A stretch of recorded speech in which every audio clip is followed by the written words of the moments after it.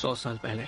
Spoilers ahead, ध्यान रखें और सतर्क रहें। 100 से अधिक साल पहले विशाल राक्षसी मानवाकार प्राणियों को टाइटन्स कहा जाता था, जो अचानक पृथ्वी पर प्रकट हुए। वे किसी भी मानव को निगल जाते थे जो उनके हाथ लगते थे, उन्हें वो जिंदा खा जाते थे। इंसान सिर्फ उनके लिए भोजन थे। जल्द ही उनकी जनसंख्या में गिरावट आने लगी। बहुत सी सिविलाइजेशंस के नष्ट होने के बाद भी मानवता ने टाइटन से लड़ने का तरीका नहीं ढूंढा। इसलिए उन्होंने अपनी सुरक्षा के लिए अपनी स्वतंत्रता सीमित कर दी। बची हुई मानवता ने टाइटन्स के आक्रमण को रोकने के लिए विशाल गोलाकार दीवारें बनाई, जो टाइटन से भी ऊंची थीं। एक दीवार दूसरी के अंदर बनाई गई थी ताकि दोहरी सुरक्षा इंश्योर की जा सके। बाहरी क्षेत्र को बाहरी जिला और भीतरी क्षेत्र को इंटरनल जिला कहा गया। इन दीवारों के भीतर वे शांतिपूर्वक जीवन जी सकते थे, लेकिन दीवारों के बावजूद सुरक्षा की गारंटी नहीं थी और 100 साल बाद भी लोग टाइटन्स के डर में जी रहे थे। इस फिल्म के नायक एक युवा व्यक्ति हैं जिनका नाम एरन जेगर है, जो बाहरी जिला में रहता है। वह कभी न कभी दीवार के पार जाने का सपना देखता है और बाहरी दुनिया के समुद्रों और सागरों के बारे में अपने दोस्तों आर्मन और मिकासा को अक्सर बताता रहता है। एक दिन वे दीवार के किनारे तक पहुंचने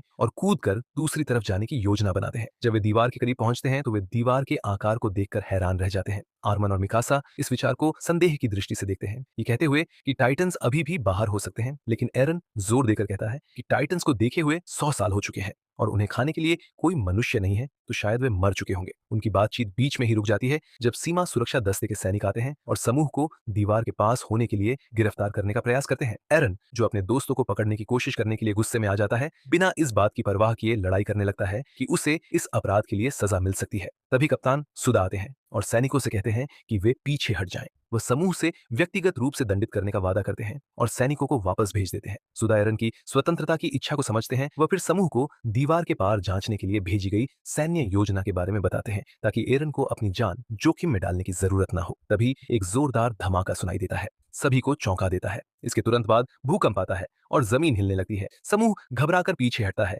क्योंकि दीवार भयंकर रूप से हिलने लगती है। तभी दीवार के दूसरी ओर एक विशाल टाइटन का दृश्य सामने आता है। वह एक भयंकर चीख निकालता है और दीवार को जोर से लात मारता है। पेट्रोल ऑफिसर भयभीत होकर यह दृश्य देखते हैं, लेकिन वे कुछ भी करने में असमर्थ होते हैं। टाइटन दीवार को तोड़ देता है और धुएं में विलीन हो जाता है। कुछ क्षणों के लिए सब कुछ शांत हो जाता है, लेकिन फिर लोग देखते हैं कि कई अन्य टाइटन शहर में प्रवेश कर रहे हैं। सैनिक तोपों से इन राक्षसों पर हमला करते हैं, लेकिन यह उन पर कोई प्रभाव नहीं डालता। टाइटन इनक्रेडिबल रीजेनरेशन एबिलिटीज से लैस होते हैं, जिससे उनकी घाव तेजी से ठीक हो जाते हैं। जल्द ही टाइटन सैनिकों तक पहुंच जाते हैं और उन्हें एक एक कर निगलने लगते हैं। भय और निराशा के बीच एक सैनिक आत्महत्या कर लेता है, ये कहते हुए कि यह टाइटन्स के हाथों मरने से बेहतर है खुद के हाथों से मर जाओ। चारों ओर अफरा तफरी मच जाती है और लोग अपनी जान बचाने के लिए इधर उधर भागने लगते हैं। टाइटन घरों को नष्ट करते हुए और अधिक से अधिक लोगों को पकड़ते हुए आगे बढ़ते हैं। इसी अराजकता में आर्मिन भीड़ में खो जाता है, जबकि एरन और मिकासा चर्च की ओर दौड़ते हैं, जहां लोग छिपने की कोशिश कर रहे हैं। रास्ते में मिकासा देखती है कि एक बच्चा जमीन पर गिरा हुआ है, जिसे भागती हुई भीड़ कुचलने वाली है। वह तुरंत बच्चे को बचाने के लिए दौड़ पड़ती है, लेकिन इस प्रक्रिया में एरन से अलग हो जाती है। एरन को कुछ लोग जबरदस्ती चर्च के अंदर खींच लेते हैं, लेकिन इसके बाद वे दरवाजा बंद कर देते हैं और किसी और को अंदर नहीं आने देते। एरन खिड़की से बाहर देखता है और पाता है कि उसकी सबसे प्रिय दोस्त मिकासा अब एक डरावनी महिला टाइटन के सामने खड़ी है, जिसके दांत नुकीले और भयावह हैं। मिकासा समझ जाती है कि अब उसे कोई नहीं बचा सकता, इसलिए वह सिर झुका लेती है और अपने भाग्य को स्वीकार कर लेती है। तभी एक जबरदस्त विस्फोट होता है, जिससे चर्च के अंदर मौजूद सभी लोग पीछे की ओर गिर जाते हैं। एरन फिर से खिड़की से बाहर देखता है, लेकिन अब मिकासा और टाइटन दोनों ही गायब हो चुके होते हैं। वह घबराकर चर्च से बाहर भागता है और मिकासा को खोजने की कोशिश करता है, लेकिन उसे केवल अपने नष्ट हो चुके शहर के खंडहर ही दिखाई देते हैं। जब एरन मुड़कर देखता है तो उसे टाइटन चर्च को तोड़ते हुए और अंदर मौजूद सभी लोगों को निगलते हुए दिखाई देते हैं। अब वह पूरी तरह से निराश होकर अपने बर्बाद हो चुके शहर में भटकने लगता है। 2 साल बाद पिछले टाइटन हमले से बचे सभी लोग अब इनर डिस्ट्रिक्ट में शरण ले चुके हैं। सेना अब आउटर डिस्ट्रिक्ट को वापस पाने की योजना बना रही है। बड़ी संख्या में शरणार्थियों के इनर डिस्ट्रिक्ट में आने और आउटर डिस्ट्रिक्ट के उपजाऊ खेतों के परित्याग के कारण भोजन की भारी कमी होने लगी है। लोग भूख से मरने लगे हैं और यदि यह स्थिति जारी रही तो सभी भूखमरी का शिकार हो जाएंगे।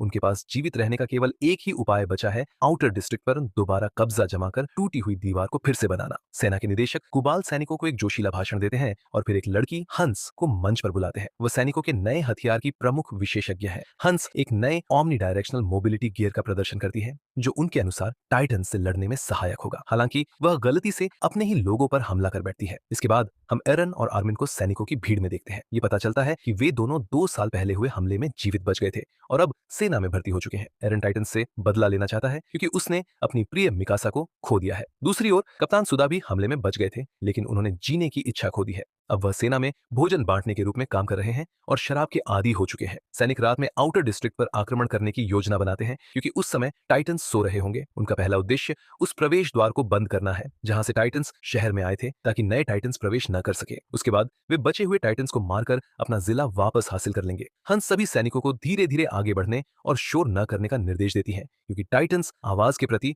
बहुत चालाक होते हैं। इसके बाद आउटर डिस्ट्रिक्ट का प्रवेश द्वार खुलता है और सेना वाहनों में बाहर निकलती है। जैसे ही वे आगे बढ़ते हैं, कप्तान अचानक वाहन को रोकने का आदेश देते हैं। अपने सामने कुछ हरकत का आभास पाकर सैनिक धीरे धीरे चारों ओर देखने लगते हैं, लेकिन उन्हें केवल शहर में घूमती हुई कुछ जानवर दिखाई देती हैं। इस बीच सैनिकों में से एक हीना एक बच्चे के रोने की आवाज सुनती है और उसकी जांच करने का फैसला करती है, जिससे वह खतरे में पड़ जाती है। एरन भी उसके पीछे जाता है और दोनों एक नष्ट हुई इमारत के अंदर पहुंच जाते हैं। जैसे जैसे वे आगे बढ़ते हैं, बच्चे के रोने की आवाज और साफ सुनाई देने लगती है।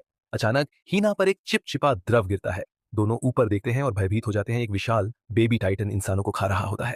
वह बच्चा उनके सामने गिर जाता है और जोर जोर से रोने लगता है। दोनों डर के मारे तेजी से बाहर भागते हैं। बाहर सैनिकों में हड़कंप मच जाता है, लेकिन कप्तान उन्हें शांत रहने और टाइटन्स का ध्यान आकर्षित न करने का आदेश देते हैं। लेकिन तभी एक विशाल हाथ अचानक प्रकट होता है और कप्तान को पकड़ लेता है। जैसे ही राक्षस उनके पीछे आता है, पूरा ग्रुप अपनी जान बचाकर गाड़ियों की ओर दौड़ता है।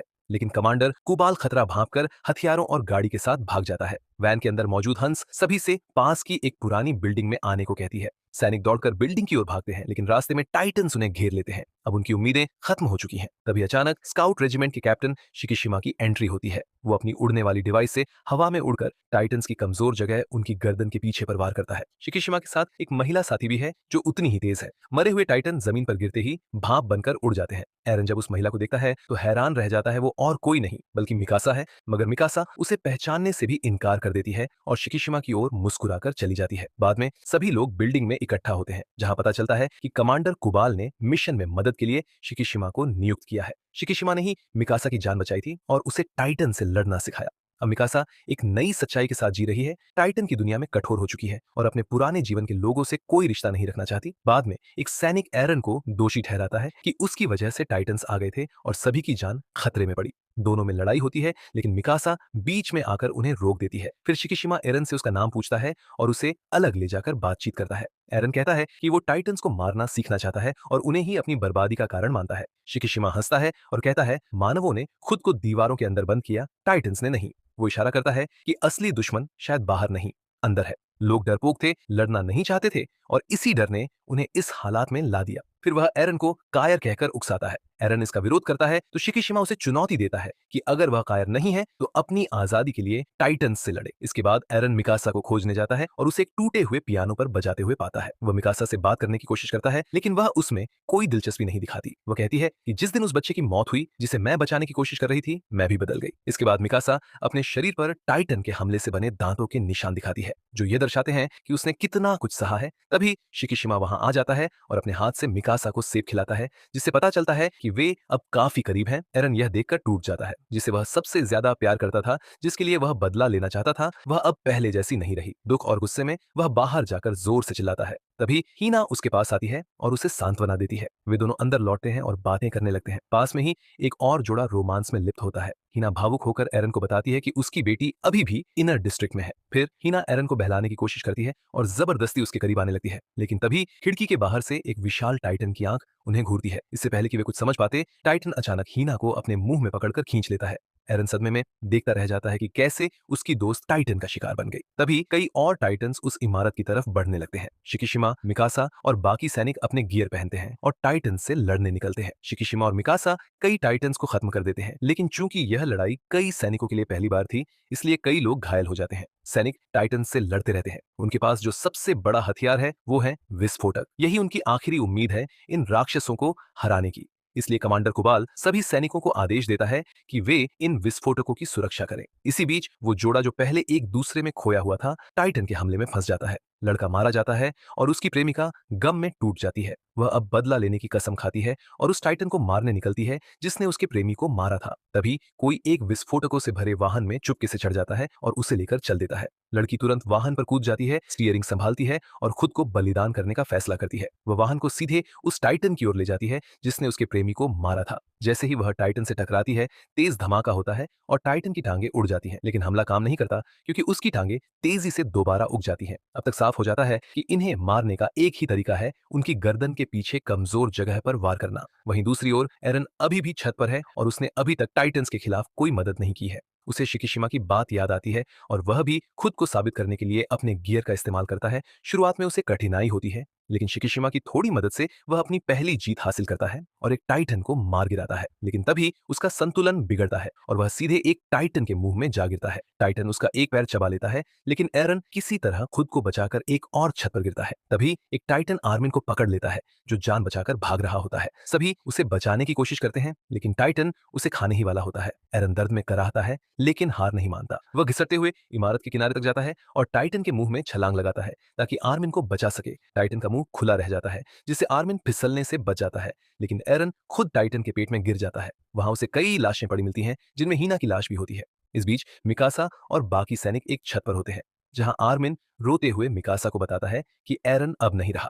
मिकासा अपनी भावनाओं को छुपा नहीं पाती और एरन की मौत की खबर सुनकर बेहद दुखी हो जाती है। गुस्से में वह टाइटन्स पर टूट पड़ती है और एक एक कर सभी को मार गिराती है, लेकिन लड़ाई के बीच उसका ईंधन खत्म हो जाता है और वह जमीन पर गिर जाती है। तभी वही टाइटन जो पहले एरन को खा गया था, मिकासा की ओर बढ़ता है और उसे मारने ही वाला होता है, लेकिन अचानक उस टाइटन के मुंह से एक हाथ बाहर निकलता है।